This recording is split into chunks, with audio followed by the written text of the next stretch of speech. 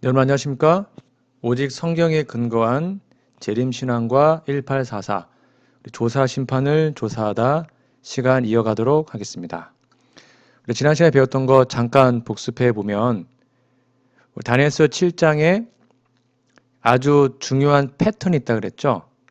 먼저 작은 뿔이 나옵니다. 그 다음에 이어서 하늘 심판 장면이 나옵니다.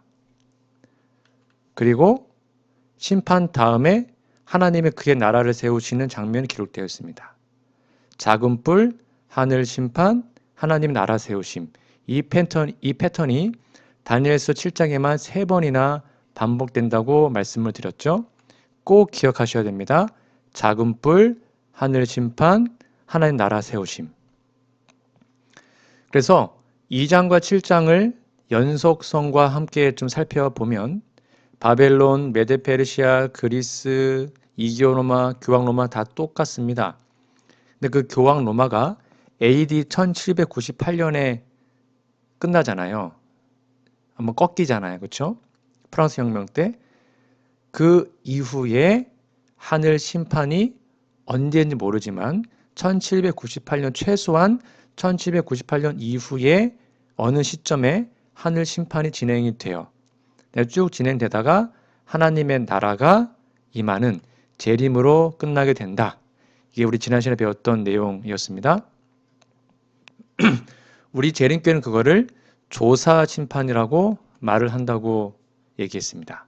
그래서 정리하면 성경은 분명히 말하기를 하나님의 백성에 대한 심판이 십자가로 끝나는 것이 아니라 AD 31년 십자가 이후에 일어날 것이다 라고 분명히 말하고 있고요. 그 다음에 하나님 백성에 대한 심판이 작은 뿔이 끝나는 이후 1차적으로 죽는 이후 주후 1798년 이후에 일어날 것입니다. 그리고 그 하나님에 대한 백성에 대한 심판이 재림 전에 끝나게 되죠. 왜냐하면 작은 뿔, 심판, 예수님의 재림이니까요. 자, 그러면 오늘은 5번째 시간으로 제5장 시간은 4번째지만 제5장 작은 뿔 그리고 성소의 정결 이라는 제목으로 조사 심판을 조사해 보도록 하겠습니다. 다니엘 8장의 구조가 있는데 다니엘 8장은 7장의 반복입니다. 여러분 알다시피 다니엘 8장에는 7장의 어느 부분이 빠졌으나 좀 다른 면들이 있어요. 그런데 두 장에 나타난 시나리오, 구조는 유사합니다.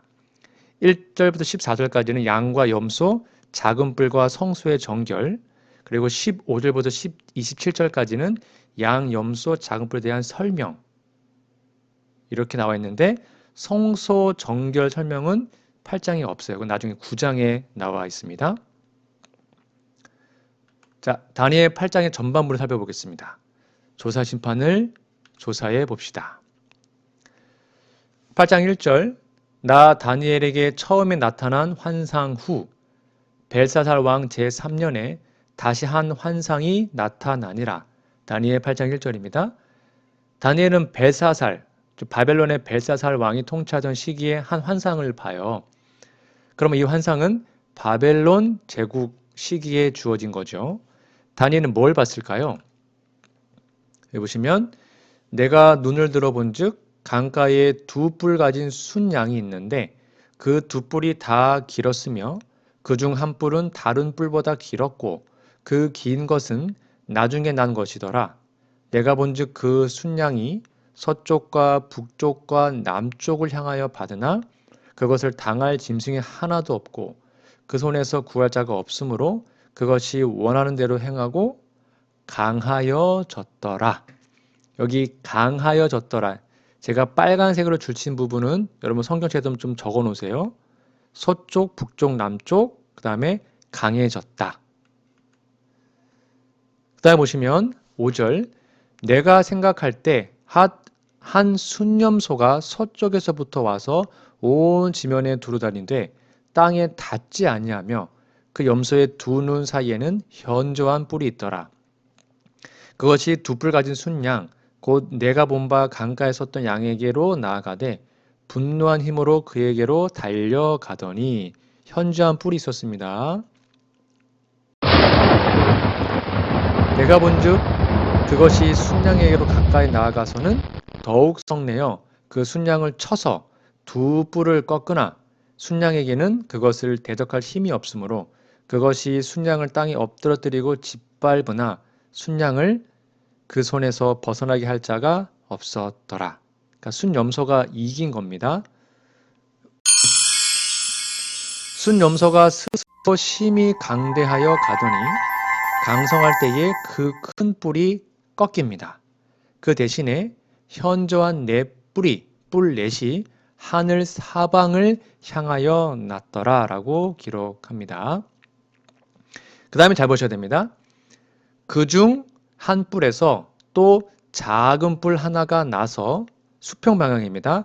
남쪽과 동쪽과 또 영화로운 땅을 향하여 심히 커지더니 그것이 수직입니다. 하늘 군대에 미칠 만큼 커져서 그 군대와 별들 중에 몇을 땅에 떨어뜨리고 그것들을 짓밟고 또 스스로 높아져서 군대의 주제를 대적하며 그에게 매일 드리는 제사를 없애버렸고 그의 성소를 헐었으며 그가 악으로 말미암아 백성이 매일 드리는 제사가 넘긴 바 되었고 그것이 또 진리를 땅에 던지며 자의로 행하여 형통하였더라.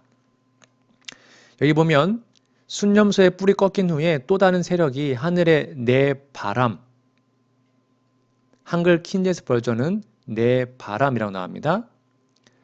그 한 곳에서 등장하죠. 그리고 환상에서 본 다음 장면은 다니엘이 거룩한 이의 두 분의 대화를 듣는 것인데 한 분이 다른 분에게 다니엘이 본 것을 대하여 이렇게 물어봅니다. 내가 들은즉 한 거룩한 이가 말하더니 다른 거룩한 이가 그 말한 이에게 묻되 환상에 나타난 바 매일 드리는 제사와 망하게 하는 죄악에 대한 일과 성소와 백성이 내어준 바 되며 짓밟힐 일이 어느 때까지 이를꼬 하매 어느 때까지냐라고 질문을 하죠. 그 다음에 정말 중요한 절입니다.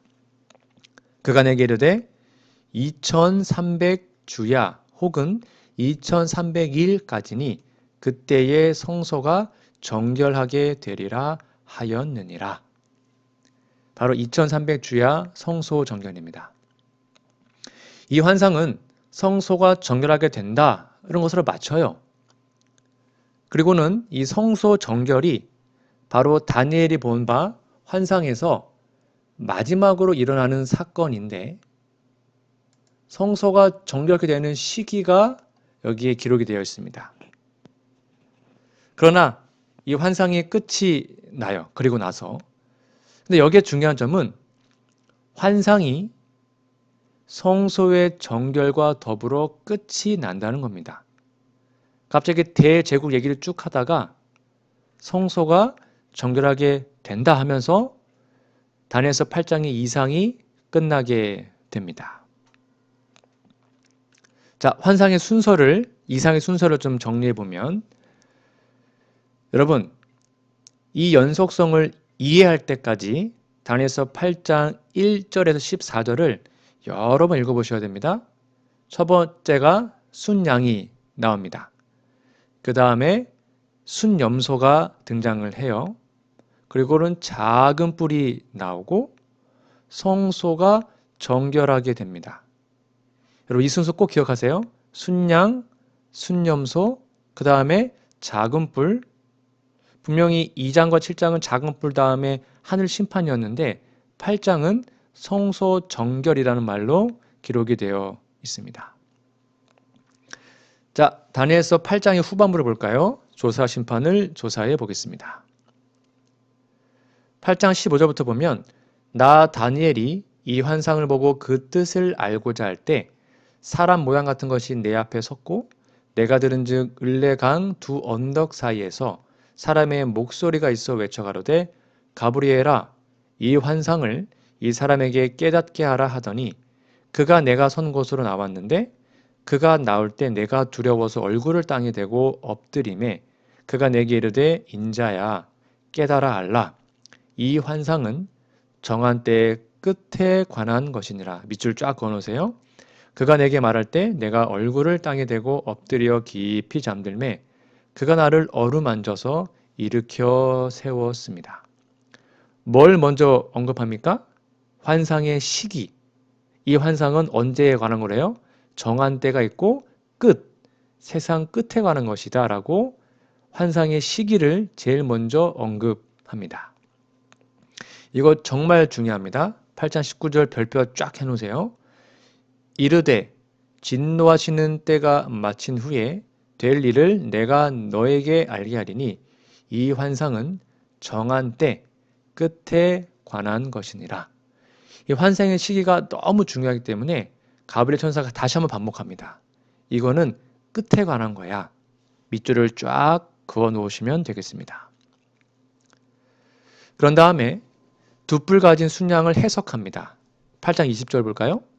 내가 본 바 두 뿔 가진 순양은 곧 메대와 바사 왕들이요. 우리가 다니엘서 2장과 7장에서 봤던 것이 또 반복되어 나오는 것입니다. 7장 5절에서는 메데 페르시아가 곰이라고 했죠. 곰. 근데 몸 한쪽이 들었습니다. 붉은 영이었죠. 근데 다니엘서 8장에서는 메데 페르시아가 순양이었는데 이 순양이 두 뿔이 길이가 달라요. 한 뿔은 다른 뿔보다 길었습니다. 그러니까 평행 구절입니다. 7장 5절과 8장 3절. 두 곳 나오는 짐승 모두 비대칭이죠. 몸은 한쪽을 들고 곰은 한쪽을 들었고 순양은 뿔이 하나가 길어요. 그러니까 둘 다 같은 세력 메데 페르시아를 말하고 있습니다. 그 다음에 7장 5절에 보면 이 곰이 메데 페르시아가 새 갈빗대를 물었다라고 말했죠. 그러니까 새 나라를 멸망시킨 거잖아요. 이 새 나라가 바로 바벨론, 이집트, 리디아입니다. 근데 다니엘 8장에서도 8장 4절에 이 순양이 서쪽과 북쪽과 남쪽을 향하여 받아요. 근데 서쪽에는요 바벨론, 남쪽은 이집트, 북쪽으로는 리디아를 정복합니다. 똑같죠? 새 갈빗대와 새 방향으로 받아서 멸망시킨 것이 똑같습니다. 그러니까 메데 페르시아가 바벨론, 이집트, 리디아를 정복하고 패권을 차지하게 됩니다.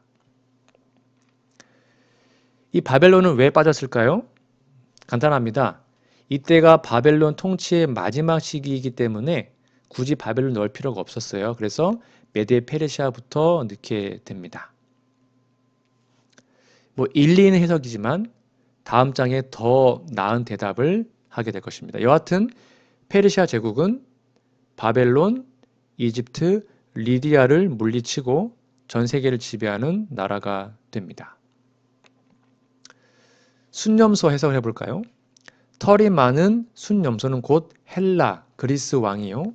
그의 두 눈 사이에 있는 큰 뿔은 곧 첫째 왕이요. 이 뿔이 꺾이고 그 대신에 네 뿔이 났은즉 그 나라 가운데에서 네 나라가 일어나되 그의 권세만 못하리라. 여러분 우리가 본 나라 아닌가요? 다니엘서 2장에서는 놋, 다니엘서 7장에서는 표범, 그게 그리스였잖아요. 첫 번째 왕은 분명히 그리스 왕국을 최고의 전성기로 만들었던 알렉산더 대왕입니다. 그리고 이 네 왕들은 알렉산더가 자식이 없이 죽었잖아요. 죽은 후에 왕국을 나누어 가진 네 장군들을 말하고 있습니다. 역사적으로 기가 막히게 성취가 되었습니다. 여기 보시면 그리스 제국이 서쪽에서부터 등장해서 메데 페르시아를 비롯하여 온 근동 지방을 지배하게 됩니다.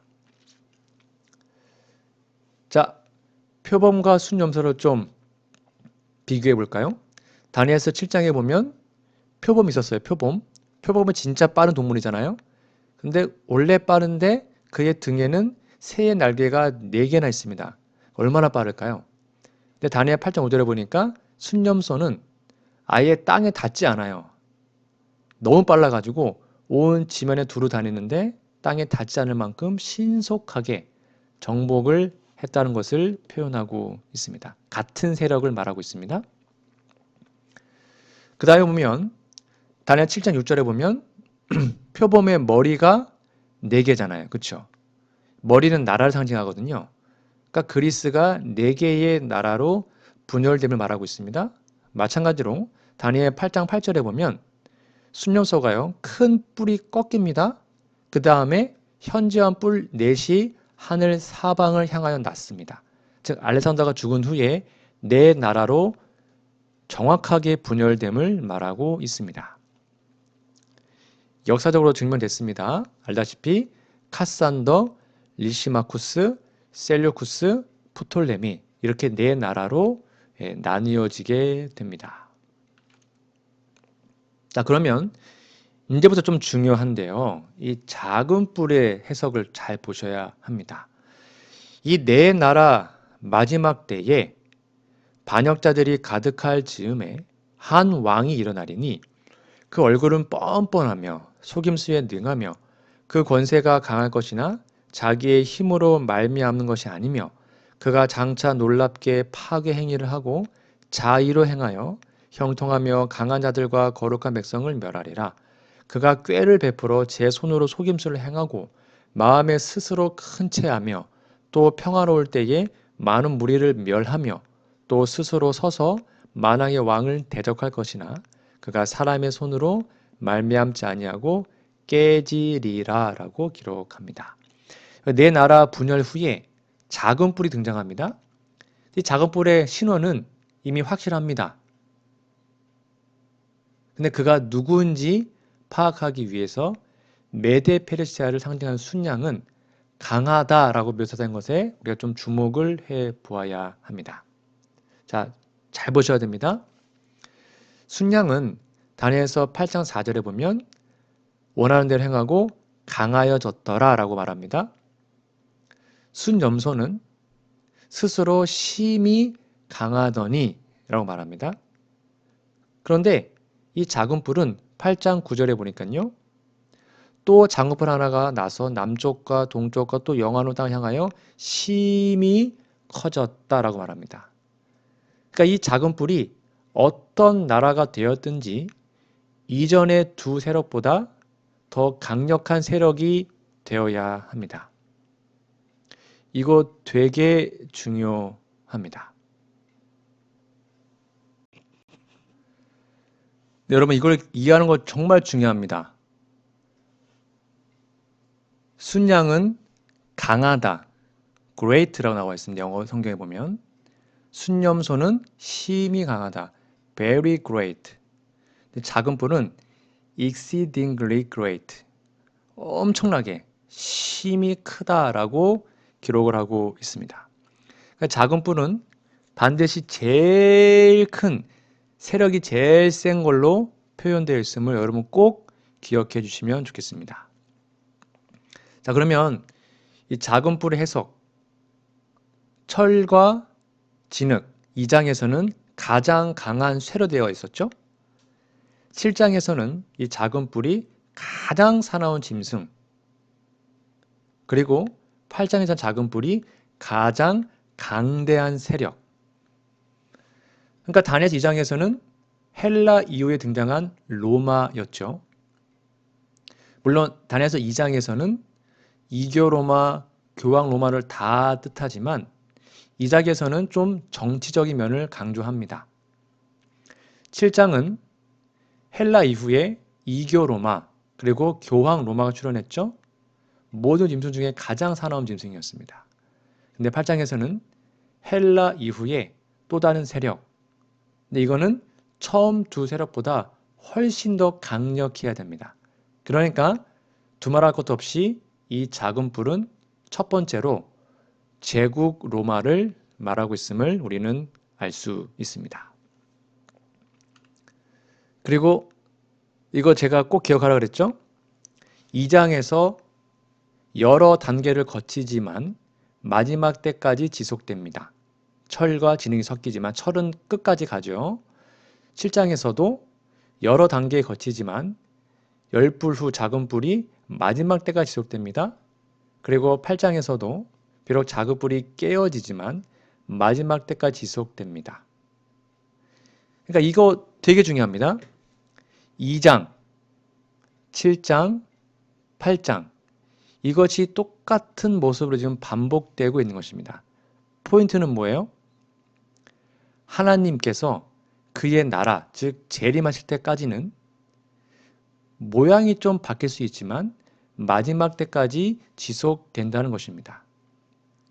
다니엘 7장 똑같죠? 마지막 때까지 그 작은 뿔의 모습이 지속됩니다.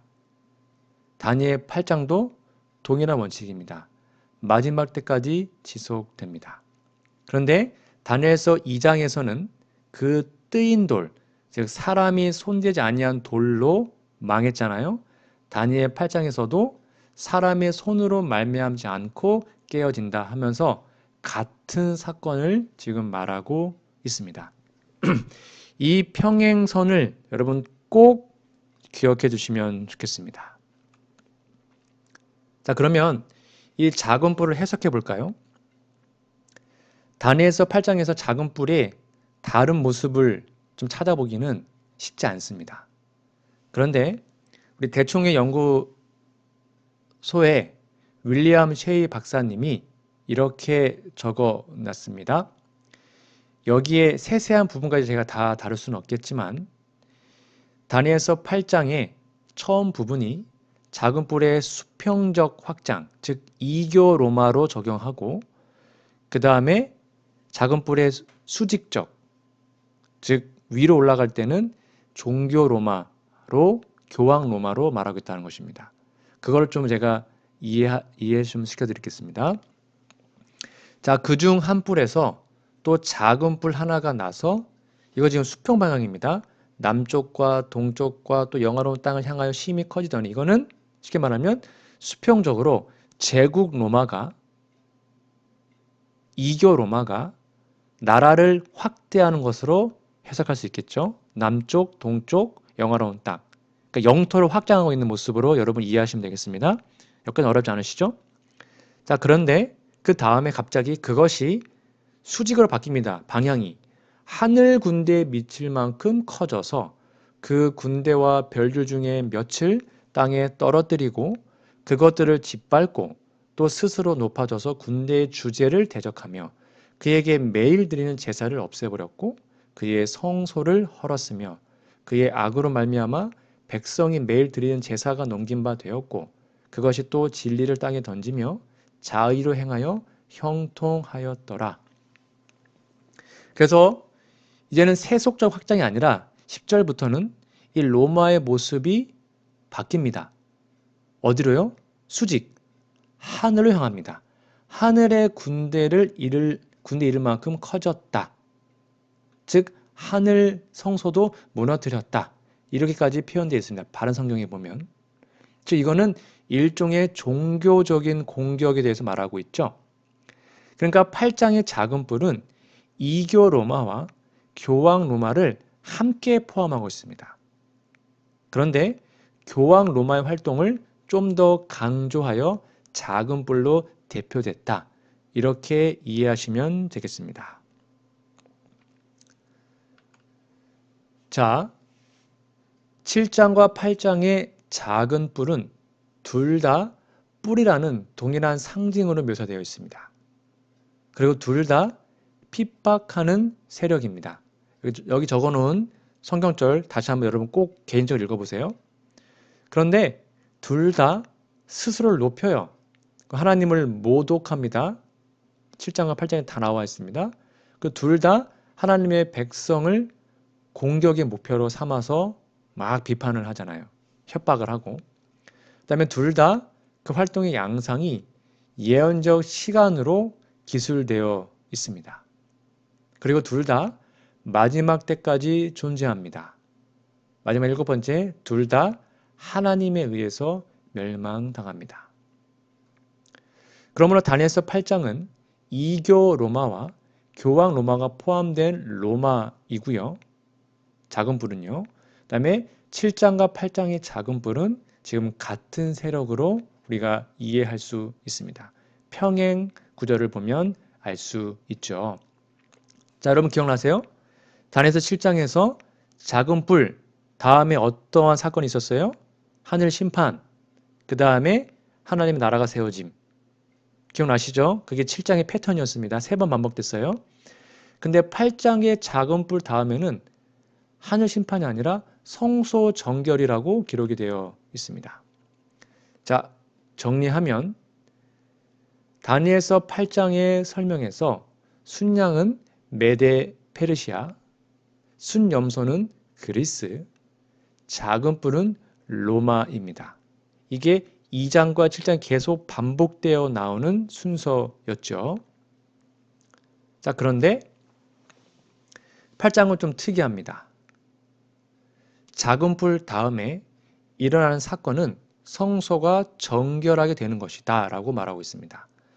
그러니까 환상을 설명하는 부분에서도 작은 뿔에 대한 설명 후에 곧바로 성소의 정결을 언급하는 부분이 나옵니다. 8장 26절 볼까요? 이미 말한 바 주야에 대한 환상은 확실하니 너는 그 환상을 간직하라. 이는 여러 날 후의 일임이라 하더라. 이에 나 다니엘이 지쳐서 여러 날 앓다가 일어나서 왕의 일을 보았는데 내가 그 환상으로 말미암아 놀랐고 그 뜻을 깨닫는 사람도 없었느니라. 이 주야에 대한 환상은 문맥상 다니엘서 8장 14절에 2300 주야까지니 그때의 성소가 정결하게 되리라 라는 그 환상과 같은 것을 의미합니다.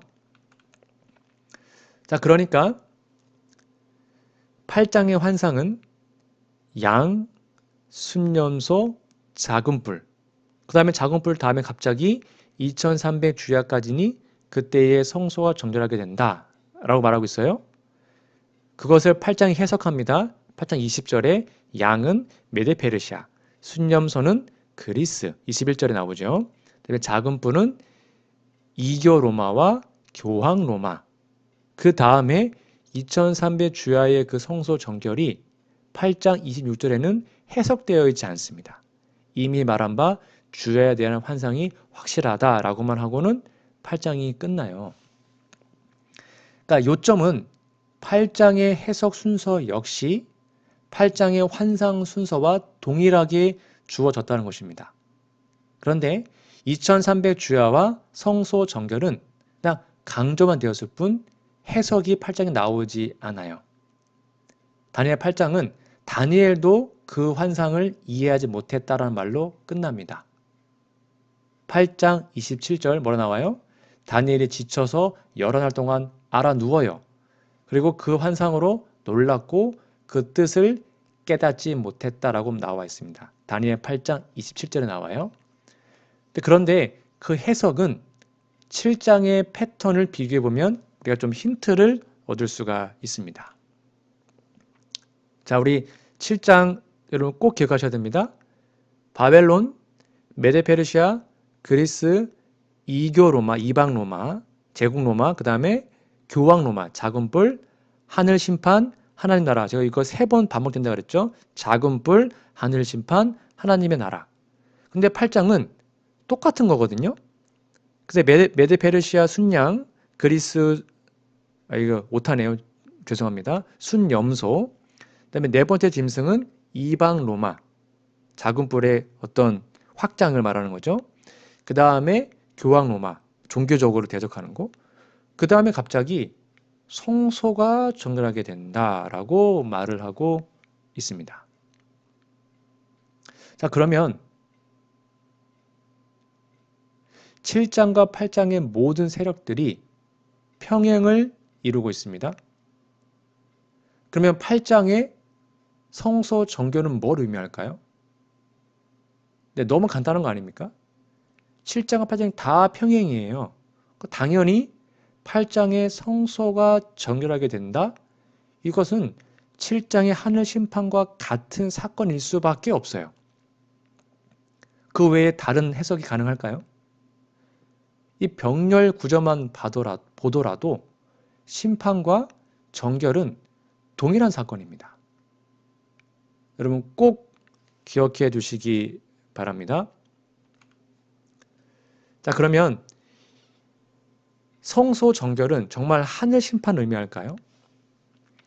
이 지상에서 성소 정결은 매년 돌아오는 심판의 날이었습니다. 유대인들은 광야에서 성막을 처음으로 세운 날부터 지금까지 수천 년 동안 성소의 정결, 곧 욤키푸르, 이것을 대속죄일로 기념하고 있습니다. 심판, 회개, 죄에 대한 고백은 욤키푸르, 즉 대속죄일의 핵심 요소입니다. 이 대속죄일과 즉 심판과 성소 정결이 과연 유대인들이 이해한 관점 무엇인지를 잠깐 참고해 보도록 하겠습니다. 유대인 대백과사전입니다.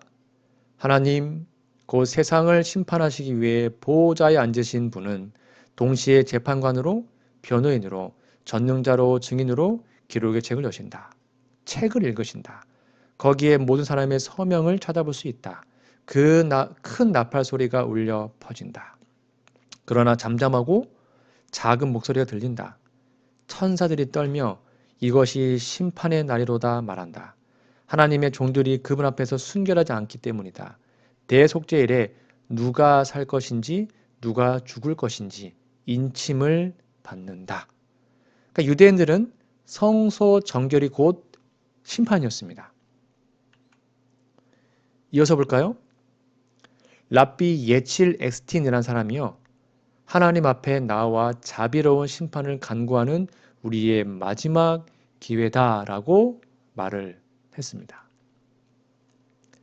그리고 유대인들은요, 대속죄일 때 서로 인사를 합니다. 부디 생명책 속에 당신이 인쳐지기를 바랍니다. 라고 인사한다고 합니다. 그리고 대속죄일에 유대인들의 기도가 있습니다. 심판에서 우리를 의롭다 하소서. 참소자 사탄을 침묵하게 하시고 옹호자 예수님을 그의 자리에 오르게 하시고 그의 간청의 결과로 내가 사함을 받았다 선언하소서. 오 구원받은 백성들, 이스라엘의 범죄를 도말하소서. 그분 옛적부터 계시니가 심판자로 앉으셨나이다.